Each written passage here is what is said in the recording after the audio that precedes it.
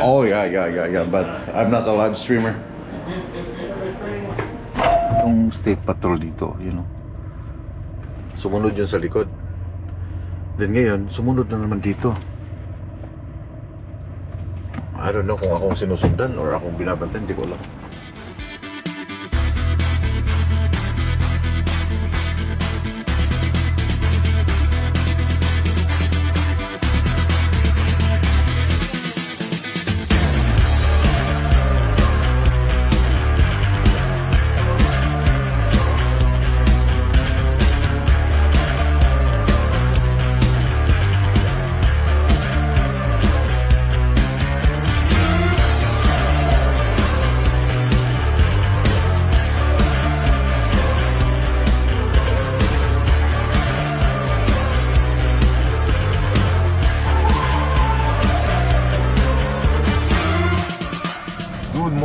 Mga chay. Good morning internet. Good morning viewers. Good morning Minnesota.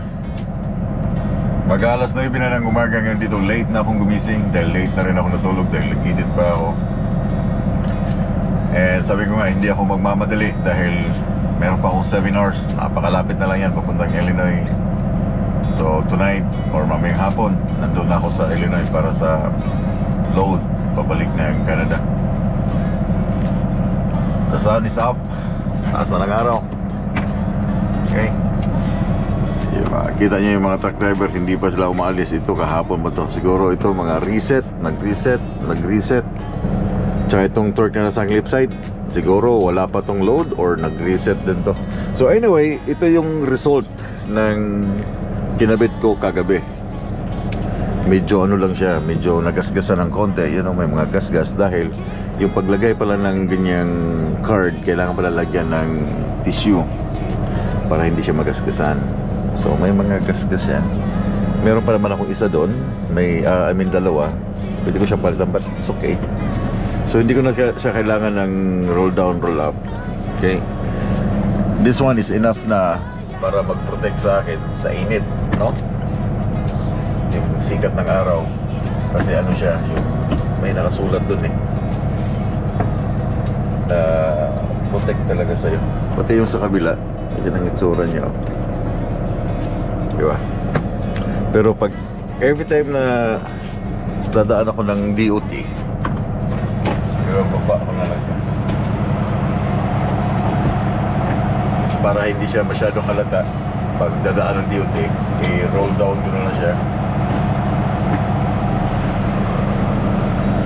O siguro itong result ng mga gas-gas na to, itong pag-roll down ng ano, pag-roll down ng tana. Okay, di ba? Kaysa yung nandito palagi, no, kakabit ko siya, laging nahuhulog kasi pag once na nakasagad na siya dito, bang, talsik. So at least okay na yan. Hindi siya takip yung mirror pati yun sa kabila. But anyway, and anyhow, someday somehow magdadrive ako papunta dun. Dadali ko itong truck dun sa unahan kasi nandun yung store. Kukuha ako ng coffee, kukuha ako ng soda kasi unlimited refill na ako today. Unlimited shower, unlimited refill ng soft drinks. Again and again, ilang beses ko na sinabi to na sa Loves, pag unlimited yun na kuha ka lang ng kuha, get what you want, basta meron kang cup na dala, hindi ka matcha-charge sa kanila, no? Kuha ka lang ng soft drinks, kuha ka lang ng coffee everyday, or kahit ka natigil mo ng Loves, kuha ka lang dahil unlimited na yung status mo sa Loves. Dadalhin ko lang ang truck doon slowly and slowly, hindi pa ako nag-pre-trip. Then doon ako mauna para mas malapit ako. Medyo malamig na ng konti now. Meron ng kagat sa balat yung lamig.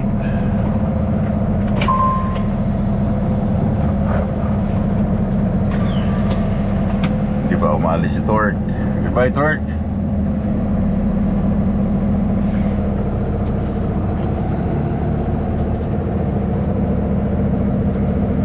mas maganda siyang feel mo.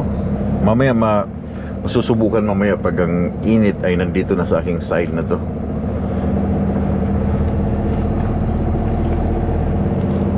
Tingnan mo yung ginagamit niya na ano sa windshield na, di ba?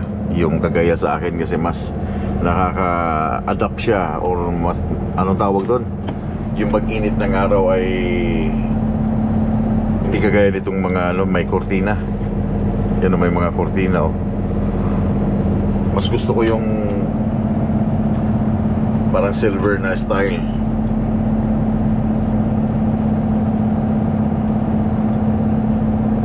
So nakaalis na yung mga Q-line or yung nagkarga ng load ng Q-line. Wala na dito sa parking, the side. Holy.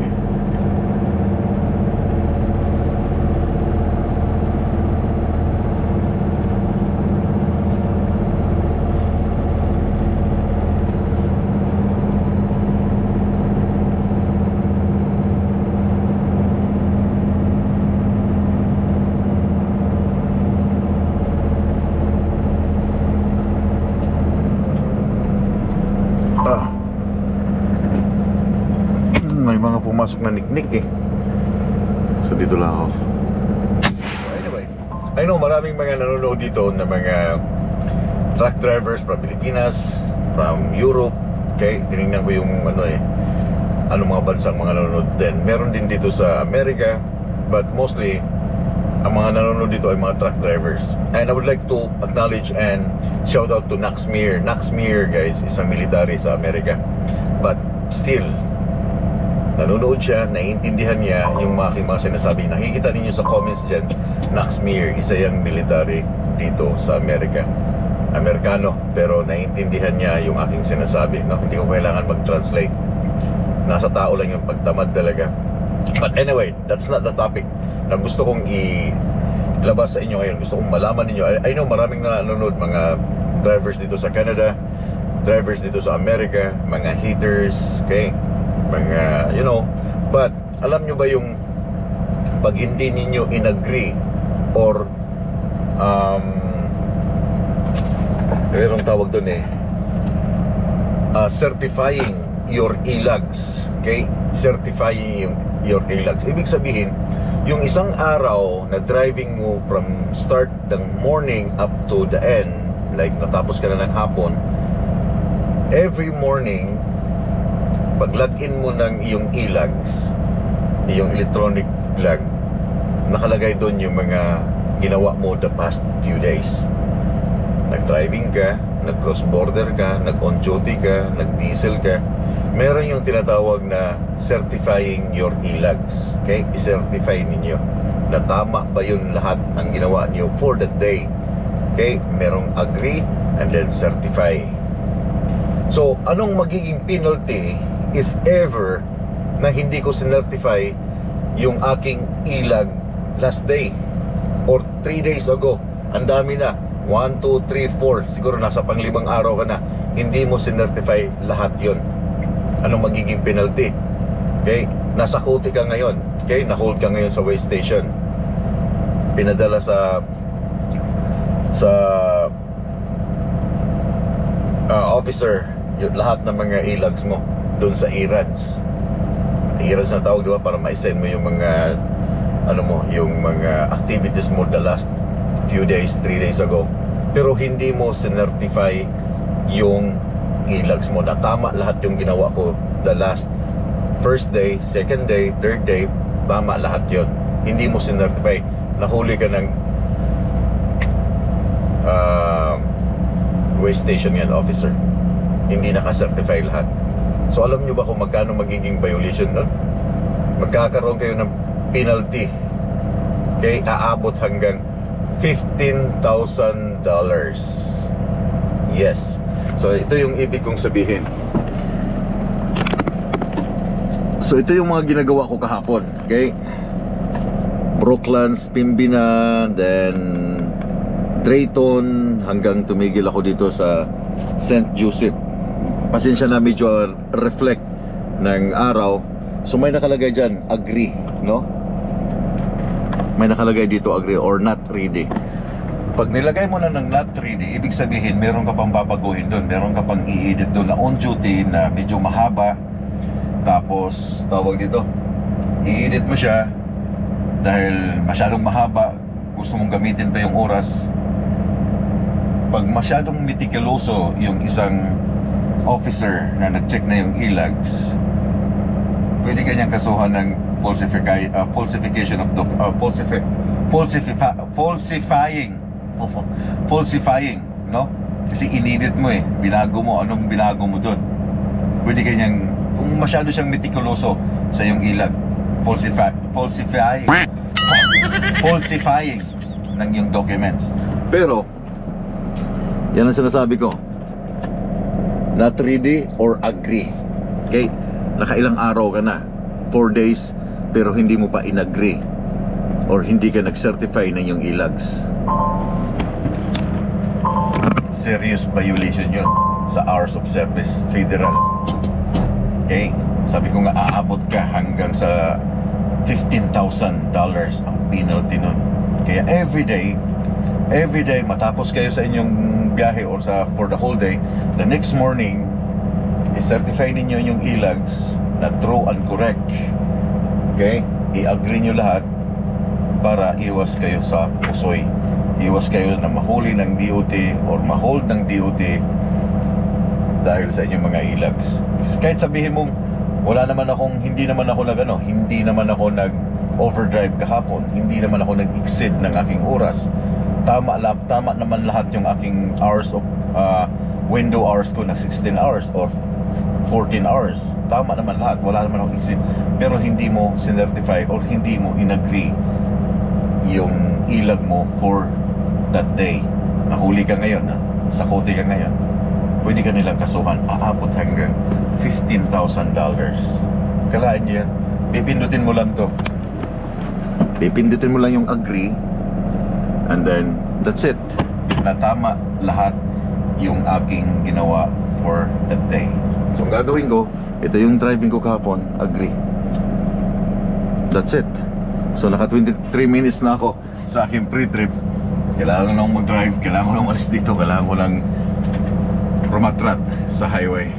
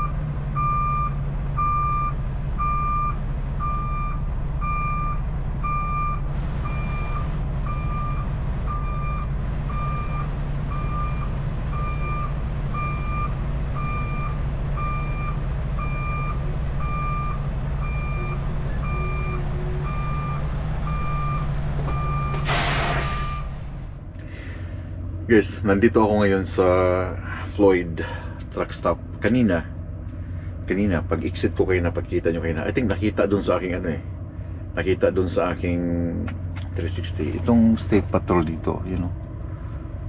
Sumunod yun sa likod. Then ngayon, sumunod na naman dito. I don't know kung akong sinusundan or akong binabantan, hindi ko alam. Shower muna ako dito, tigil. Or ano, bago ako, meron pa akong another 3 hours yata na drive papuntang Illinois.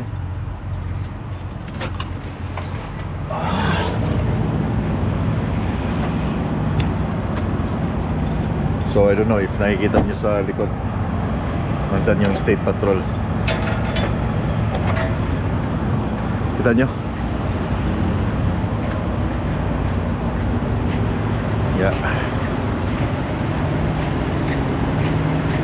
So dito ako tumigil kasi hindi ito busy masyado sa shower. Sakto lang. Hindi ito masyadong busy sa shower dahil madalang may mga parking dito.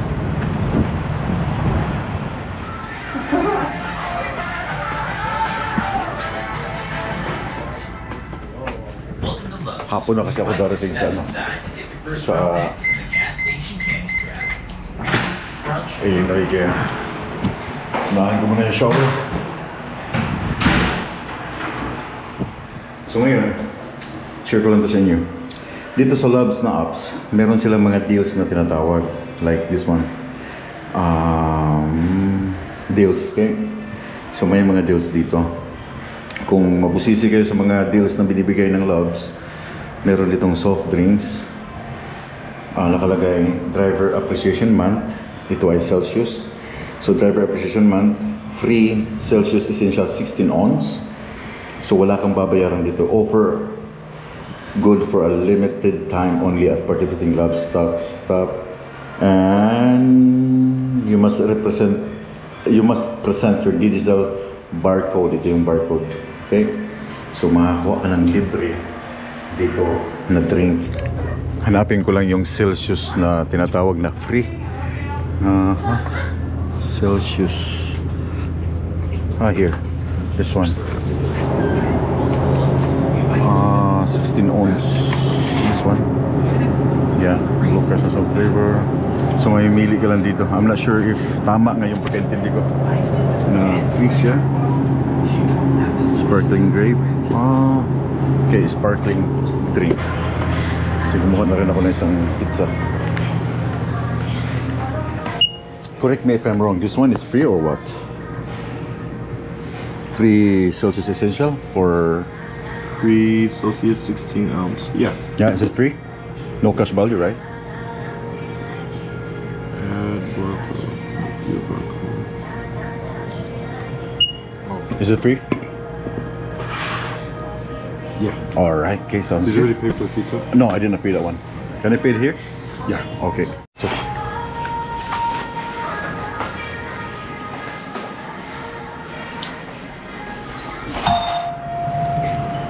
diba? Free.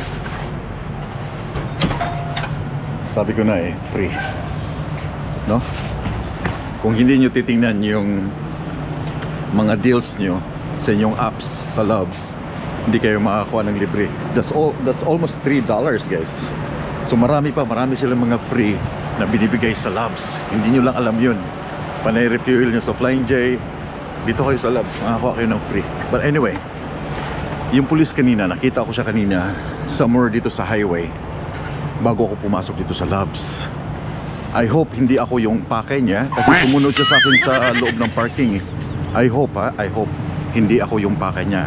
Ang iniisip ko ngayon, advance mag-isip na baka yung aking tinted sa window, yun ang nakita niya kinapagdaan ko bago ako nag-exit dito. So I'm not sure if nandito pa siya. Kasi kung nandito pa siya, ako yung pakay niya. Hihintayin niya siguro akong makabalik sa highway kasi this is private property. Okay? Hihintayin niya ako makabalik sa public property sa highway. Not sure, pero yun ang inisip ko, sana wala na siya dito. I think wala na. Wala na yung pulis. Yeah. Wala na pulis. Nice. Kasi kinabahan ako. Paglagpas ko sa kanya, sabi ko, man, maya-maya pag-exit ko dun sa pag-exit ko dito, papunta dito, sumunod siya sa likod. Then pag-park ko dito, nakita ko siya, nandun na rin sa naka-park. So anong ibig sabihin nun? Is there something wrong sa... Not sure, guys. Pero makikita natin siya sa ano. Baka ang iniisip ko nung una, ito, baka bawal. Tsaka yan. Pero wala na siya eh. Huwag niya lang akong hintayin sa parking. I mean sa labas. But anyway, yeah, nakalibre ako ng sparkling drink. This is $3, guys. $3, pero yun nga, i-check niyo yung mga apps niyo, yung mga deals niyo sa inyong apps ng Labs. Kung meron kayo apps ng Labs, i-check niyo kasi nakakuha kayo ng libre.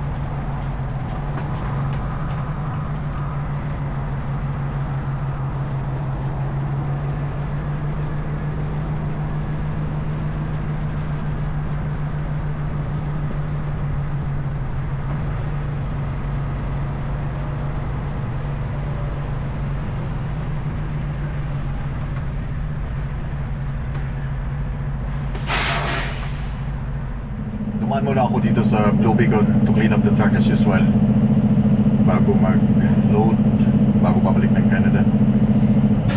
Madumi kasi nung iniwan ko siya sa, nagpahugas ako bago siya i-trap sa Thermo King. Hugasan na to ng mga Indiano, but umulan nung bumiyahe ako papunta dito sa Amerika. Umulan, ang arte mo naman. Of course, gusto ko lang laging malinis ang truck. Hi there! How's it going today? I'm good, how are you? Not too bad. Truck and trailer? Yeah, truck and trailer. Nope. No brightener wash on this one? Nope. No brightener wash, no engine wash? Nope.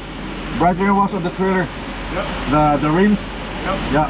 Not good. Huwag nyo na naman kung ilang beses na ako nagpapahugas ng truck dito sa Blue Beacon, di ba? So hindi ko na siguro kailangan i-demo pa or sabihin pa ano yung mga ginagawa nila kasi many times yun ang nakikita itong truck wash and truck wash and truck wash, okay? So hinihintay ko na lang itong matapos tong isang truck sa aking unahan, then ako na ang sunod. Makakadiretso na ako sa aking biyahe hanggang Espoli. This company. What's the name?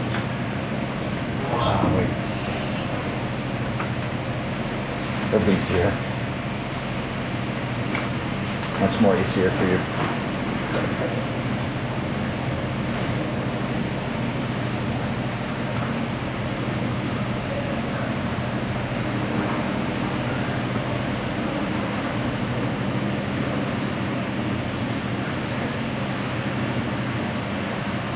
Is this truck and then trailer?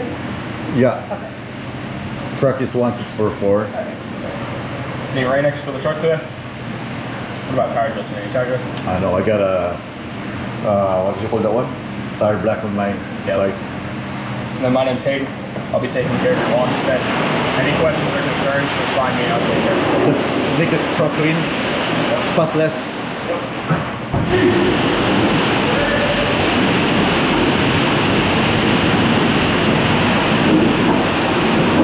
What's up?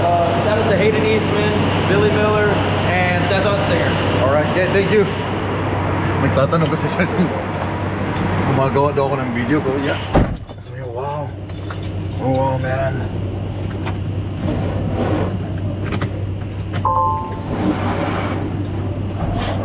Kasi habang nagsasalita ako kanina, is asking if I'm doing a vlog or content. Said yeah.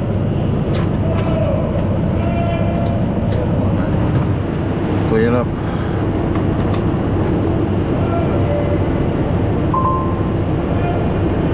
Yeah, water and fuel, drain at the water. Ano, nasi-sensor lang niya yung like yung sensor pag umuulan. Yung sensor niya nagkakaroon ng moist na konti sa fuel, then ang lalabas niya is water and fuel. But that's good.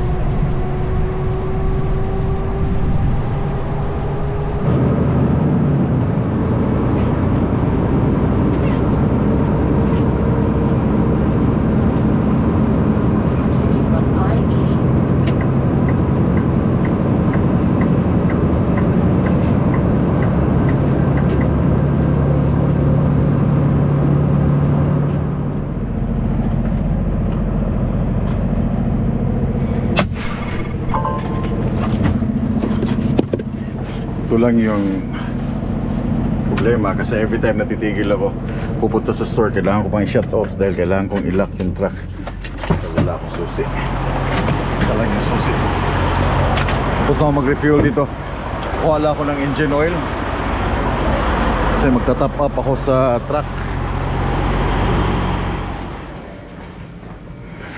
Engine oil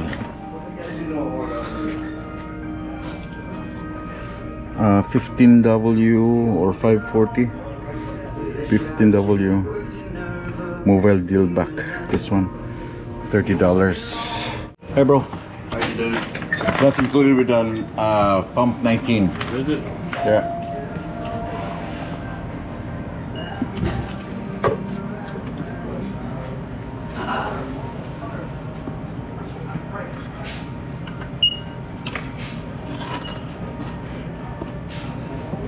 TF $21.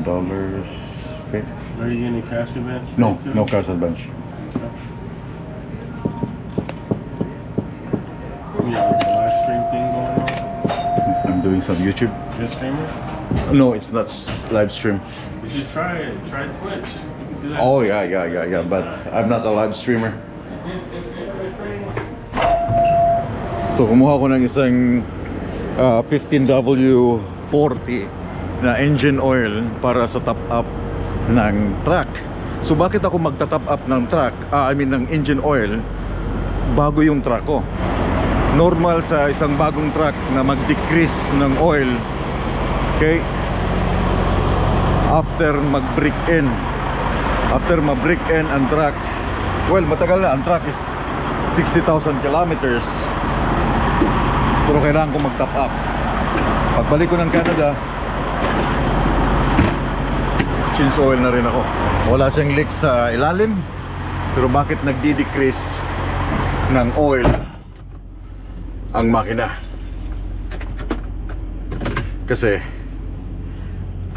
normal sa bagong truck ang mag-decrease ng oil, lalo na pag during the break-in period. Isisetting niya yung mga piston, etc. So wag kayong magtaka kung bago yung truck nyo after a few thousands of kilometers. Sabihin nyo, why yung aking truck ay nagkulang na siya ng oil, wala na dun siya sa level, no? Wala naman siyang problema, everything is good, walang leak, but why nagdi-decrease yung oil niya? Yeah, so normal yun sa may mga bagong truck na magdi-decrease during the break-in period. So yeah, ang truck is 60,000 man, okay? 60,000 kilometers, pero nagtatap up ako ng fuel para mag-label siya dun sa level ng gauge. Pero yun nga, pagdating ko ng Canada, change oil na rin tong truck. Everything, filter, everything, change oil na rin siya. So I'm done here. Diretso na ako ng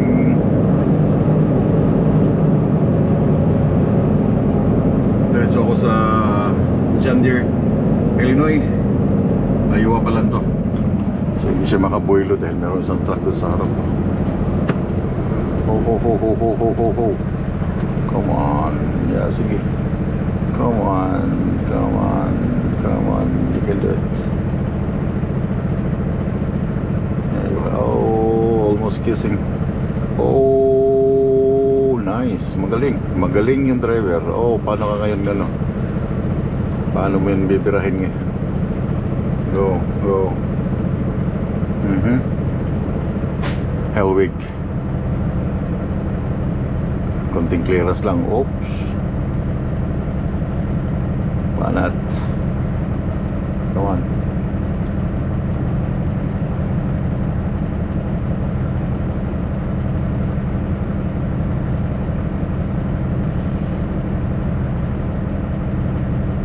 Nice one, driver. Nice one.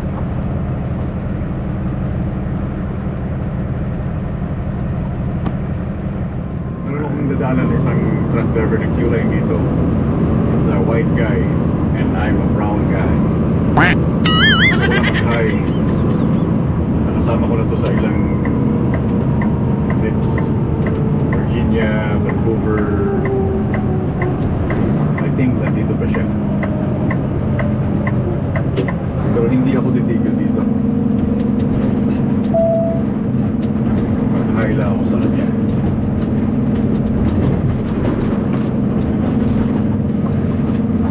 There you go.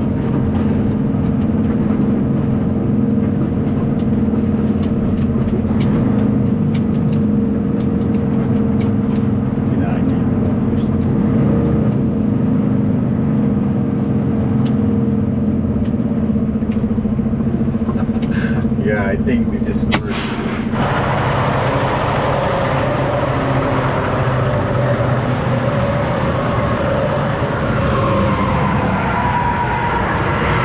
Hi, Gord!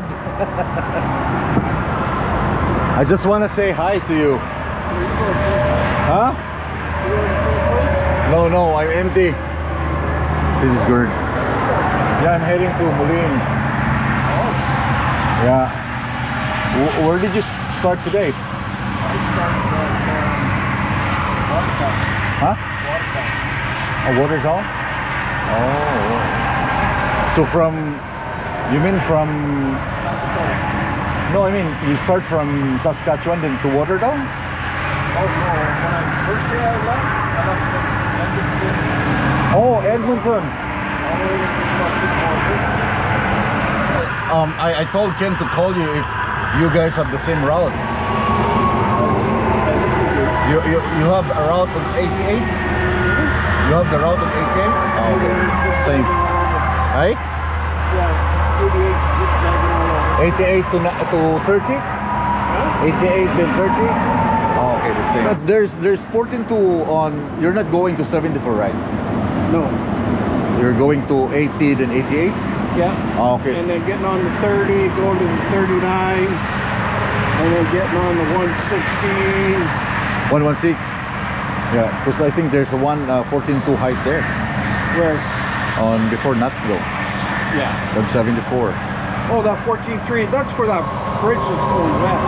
Jay went and loaded these up. Jay, so only 2 guys going to Fort Wayne tomorrow? Yep. Oh, okay. Oh, did you adjust this one? I had to. This is a 14.7. 14.7, then now it's 14.5, 6. 14.6. 46 is just 1 inch. But it's all the way down. Yep. But it's got air. Yeah, that's good. Still here. Yeah. Yeah, because Trevor called me up and asked me to lower mine down. As long as it will not rub here, right? Yeah. No, nothing. No, it's good. The only thing I'll have social media pictures of is people lying there going,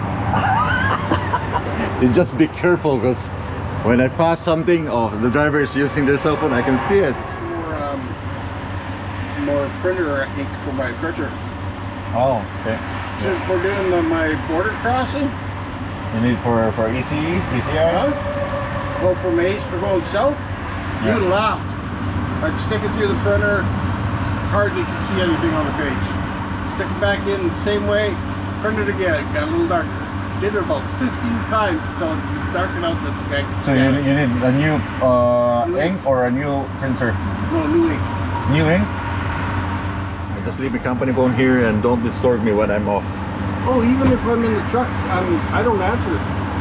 It's all the ringers are shut off on it. Yeah, just put on don't disturb. Well, I got it on the non-ring because I don't. You want to call me? Call me on my phone. My phone's good for 24/7. Yeah. It's on the Bluetooth. Yeah. Did you already schedule your pilot tomorrow? I said be there about 10:30 Illinois or Iowa time. Because it says I'm about 4 hours, 4.5 hours away.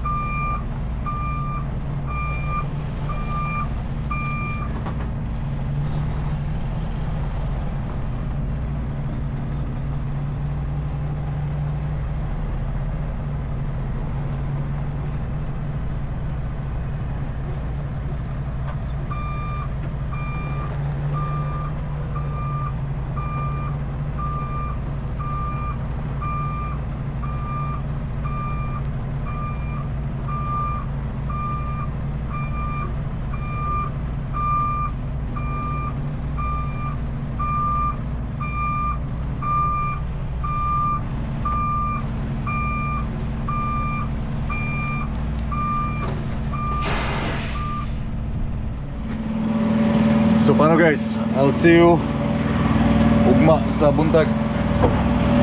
So naigso ni Borda Golderi, bagong truck 1667.